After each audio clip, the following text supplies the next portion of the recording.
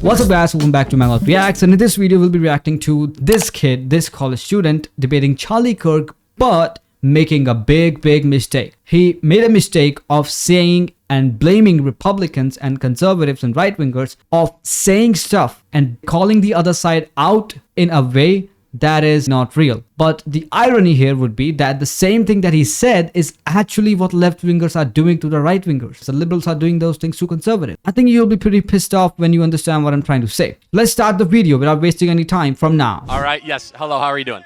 Hey, I'm good. How are you? So I have a question about the name of the tour. Could you tell me what you mean by brainwashing?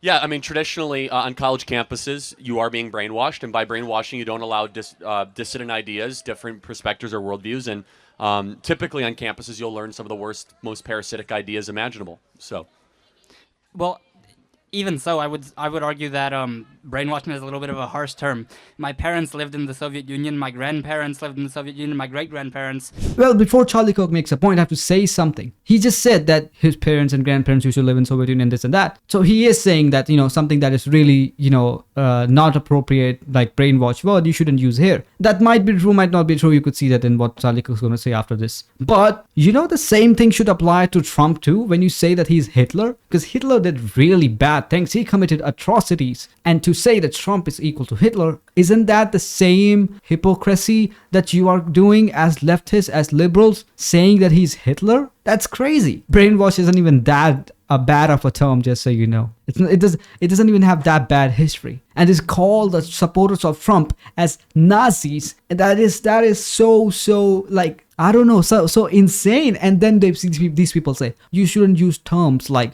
brainwash because those are harsh terms and it was originated in a place that was really bad conditioned. That's really insane of them saying those things to conservatives. Narrowly avoided. Campuses are very similar to what's happened in the Soviet Union. They are not. Well, so let me ask you a question. On most campuses, is this kind of discourse invited and allowed?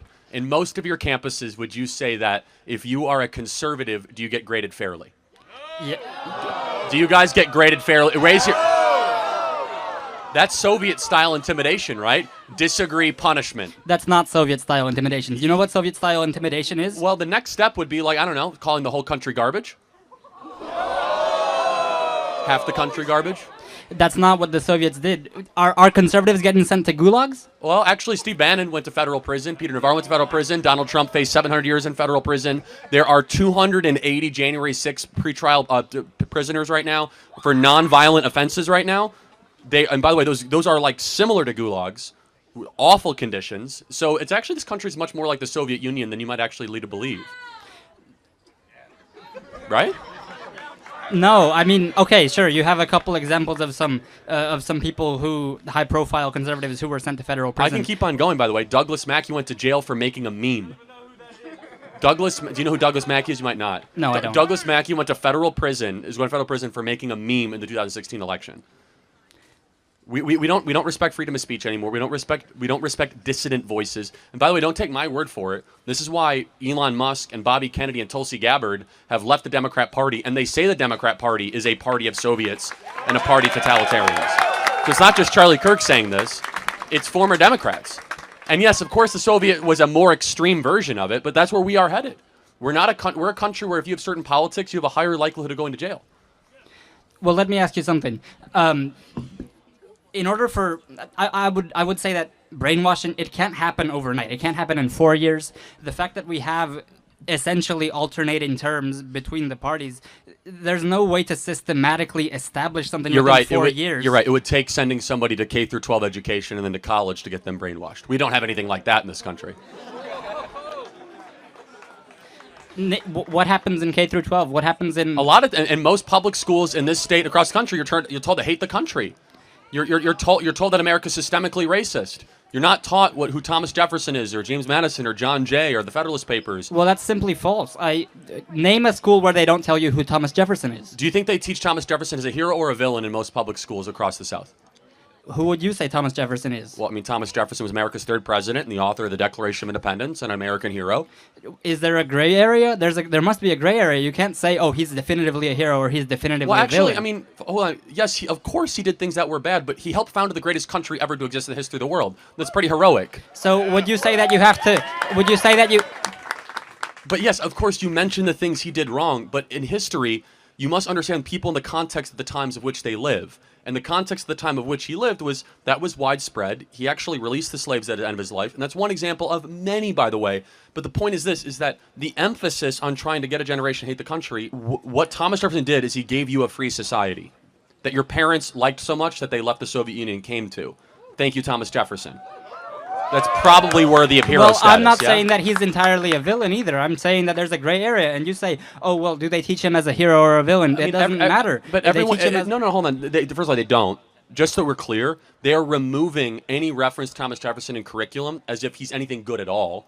They say that he shouldn't even be considered as someone worthy. Monticello is now littered with slave references, saying that Thomas Jefferson was this awful person. Well, of course it's littered with slave references. Of course, Monticello, you can't just erase the part of We're history not- that we're you not talking don't about- like. No, erase or emphasize. You see, when we emphasize over things over people's heroic accomplishments, what you're doing is you're diluting the triumph of their contribution to the society, right? And so, okay, yeah, happy to mention it, but can you also mention that a lot of people in history owned slaves, and very few of them started the greatest country ever to exist in the history of the world? And by the way, every society has owned slaves up into America, but America started the end of slavery, thanks to people like Thomas Jefferson, George Washington, James Madison, John Jay, etc. So what is brainwashing? Brainwashing is not letting the other side of the story be told. And I have a serious question.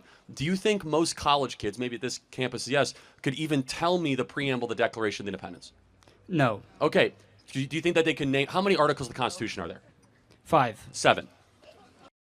No, it's not Trivial Pursuit, right? But I mean, the point is that most people don't know anything about their country. They know nothing about their country. Okay? Yet they know a lot about how America is systemically racist, and they know a lot about how like trans people are like being marginalized, and they can like repeat that climate change is an existential threat to America. Well, repeating that, humanity. repeating one sentence is different from repeating the preamble of a constitution. Do you have the constitution memorized? Well, pretty close. Pretty close. Well, let me ask you something. Does memorizing the preamble? No, of not the memorize. I said first. I said the Declaration, but that's a separate issue. But No, the point is that No, you didn't. I'm pretty well, okay. Fine, I could do both if you want me to do both. One Well, of I the don't forcing want you events to becomes recite it to me, necessary I'm just for asking. one people to dissolve the political bands that have tied them to another, driving from the equal station, driving the power that. You want me to keep going or No, like? you're good. Okay, God, thank you. But yes, so again, this is not Trivial Pursuit. I don't want to spend too much time on this, but the point is this: our education system de-emphasizes the brilliance of America. It makes you feel ashamed to be an American patriot. It prioritizes the most rubbish line of thinking on these parasitic mind ideas, which is involved in brainwashing.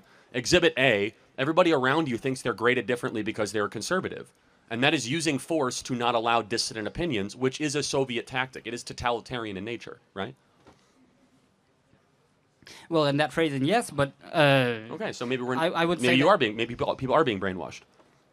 Let me ask a question on the audience. If you guys spoke out with the Trump hat in class, do you think you'd be graded differently or down? graded by whom? What do y'all mean by that?